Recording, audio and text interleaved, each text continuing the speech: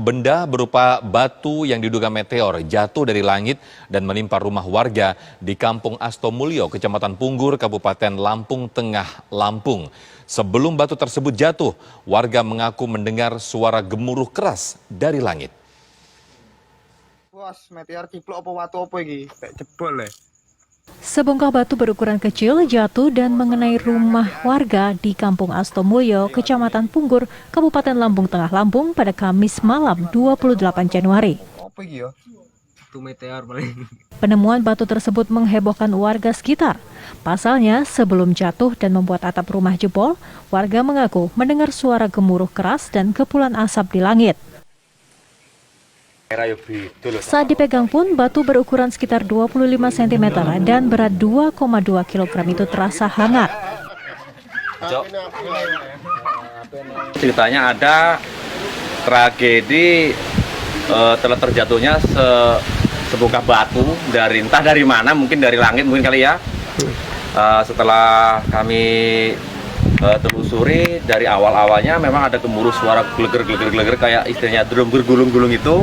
Terus nggak lama kemudian kayak ada istilahnya ban pecah gitu, dup.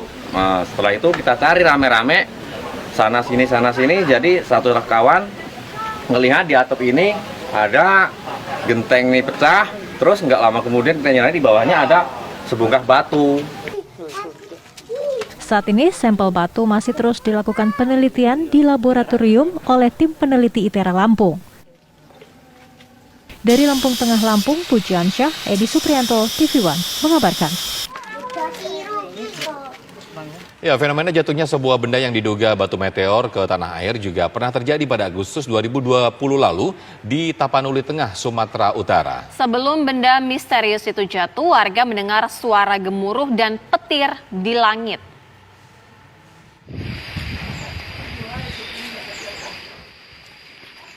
Sebuah benda angkasa diduga batu meteor jatuh di halaman rumah seorang warga bernama Joshua Huta Galung di Desa Setahi Nauli, Kabupaten Tapanuli Tengah, Sumatera Utara pada Sabtu 1 Agustus 2020. Usai 2 hari di rumahnya pada Senin siang, Joshua dan istri akhirnya melaporkan fenomena alam ini pada pihak TNI. Mungkin meteor. Batu misterius seberat 2,2 kg ini jatuh usai Joshua dan istrinya mendengar suara gemuruh dan petir di langit. Beberapa saat kemudian, suara dentuman keras terdengar dari halaman rumah. Saat mencari benda yang melubangi atas rumah, Joshua menemukan batu misterius terbenam di tanah tepat di samping rumah. Joshua dan istri meyakini batu ini adalah meteor karena batu ini terasa hangat dan mempunyai medan magnet yang mampu menarik besi. Suara dentuman, rumah kan ikut bergetar dia Pak. Ya bergetar. Terus sekitar setengah jam kita cari-cari nggak ada kelihatan. Saya lihat di atas kok ada atap yang bolong gitu loh Pak. Terus kita lihat di bawah kok ada batu gitu. Terus kita gali. Batu tersebut akhirnya dijual sebagian, yakni 1,8 kg pada seorang ahli meteorit seharga 200 juta rupiah. Dari Tapanuli Tengah, Sumatera Utara, Syaren Situmorang, TV One mengabarkan.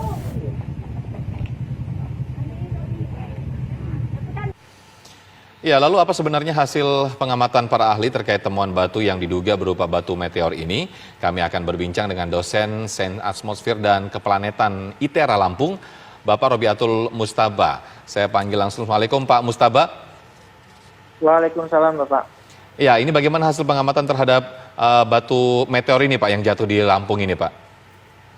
Nah, jadi kita setelah mendapatkan beberapa berita dari laporan dari warga, kami langsung meninjau ke lokasi langsung di sana. Nah, setelah kita sampai di sana, kita langsung melihat melihat atau meninjau secara awal. Mengidentifikasi secara awal. Yang pertama kita lihat beberapa ciri batuan tersebut itu mendekati ciri-ciri dari batuan dari meteorit. Oke, kalau untuk tingkat bahaya atau tidaknya ini bagaimana Pak? Kalau untuk tingkat bahaya tentu saja kita masih mempelajari lebih dalam karena memang unsur dari batuan meteorit yang kita uji, yang kita analisis kemarin, dia mengandung adanya logam. Jadi mengandung adanya logam dan kemudian juga terlihat beberapa fitur, misalkan kasar itu fiturnya kasar, dia ada logamnya, kemudian begitu kita uji dengan magnet, maka dia nempel, dan kemudian ada unsur semacam karat di sana. Nah, itu membuktikan bahwa batuan itu ada hidrat, ada unsur hidrat, dan ada proses oksidasi yang cepat. Makanya dia akan menimbulkan karat di batuan meteorit tersebut. Iya. Nah, Oke. Ya. batuan tersebut sungguh berbahaya ya kalau misalnya ada warga yang mencoba untuk meminum air rendaman dari batu meteorit itu, tentu saja berbahaya bagi tubuh manusia karena yang tadi karena ada unsur logamnya, dan yang kedua bisa jadi kemungkinan ada unsur radioaktifnya. Jadi kita masih perlu uji lab lebih jauh apakah unsur batuan meteorit tersebut mengandung unsur radioaktif. Baik.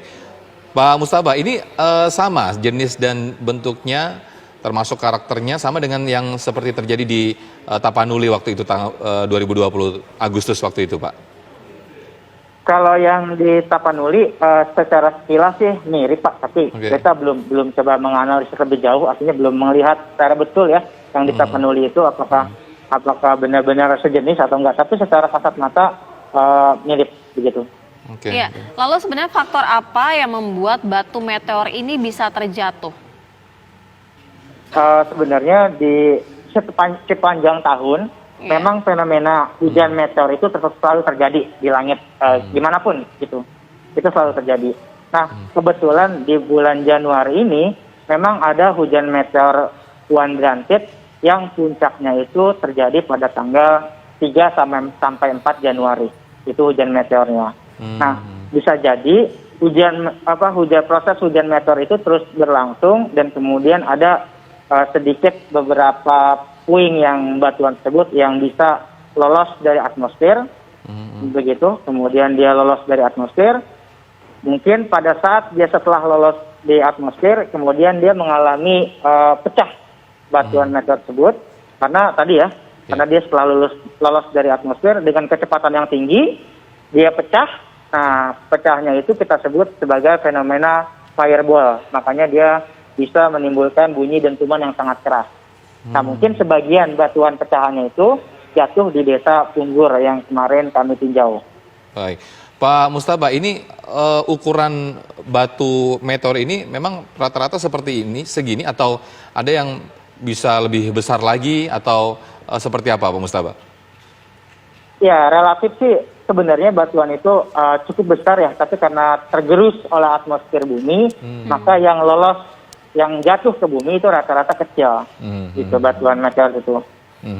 Nah, ini biasa nih Pak, kalau misalnya ini ada orang iseng misalnya, ini sebetulnya batu meteor ini bernilai ekonomis nggak sih Pak?